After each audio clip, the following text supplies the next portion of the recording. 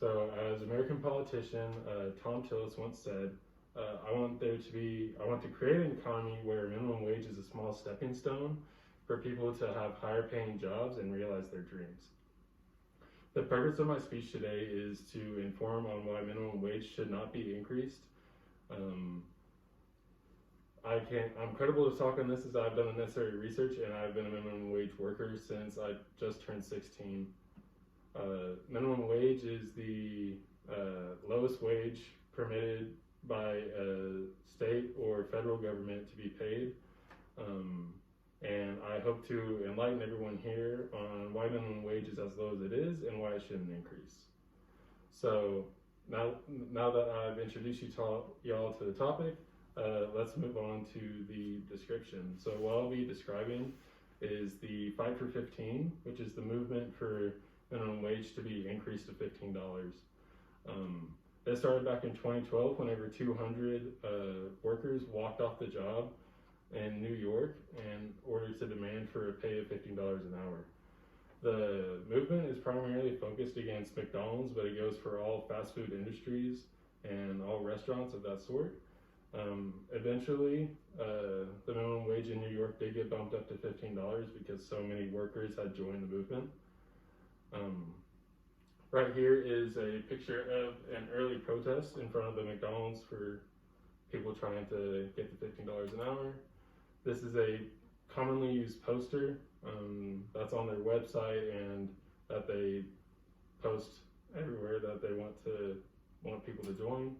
And this is a commonly used sign since most fast food places have fries, and since McDonald's is so well known for their fries, they decided that putting $15 on a fry thing would be a good description of it. So now that I've introduced y'all to the movement, let's move on to my personal connection to the topic. So I've been working as a minimum wage worker since I just turned 16.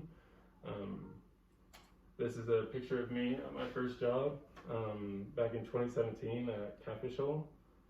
This is a picture of me at my current job this year at Chili's here in Fayetteville.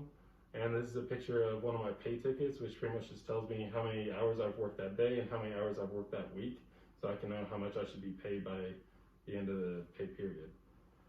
So now that I've told you guys about my personal connection to it, let's move on to how it can affect the society, our economy, and community. So the increase in the minimum wage should be really bad for the American economy. As Paul Krugman says in an article, the higher wage reduces the quantity of labor demand and hence leads to unemployment. So he's just saying that the higher minimum wage gets, the less people are employed because the stores and restaurants can't afford to employ all those people. This is a graph showing that. As you can see, as minimum wage increases, teen employment just plummets to the ground. This is a picture of the cost of living in New York City, where the minimum wage is $15. For one person without any kids, it's around $40,000 before tax and $30,000 after. Then this is a picture of how much it costs to live in Arkansas, where the minimum wage is $10 an hour. And that's about half that in both the area before tax and after tax.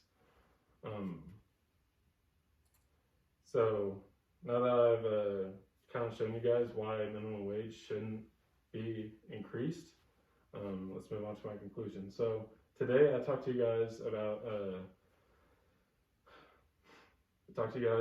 the movement for the increase of minimum wage, my personal connection to minimum wage, and the negative effects it can have on our economy and society. So hopefully next time someone talks to you guys about increasing the minimum wage to $15 an hour, or you hear about it, you can understand why it's good that it's at the place where it's at now. So thank you for listening to my speech.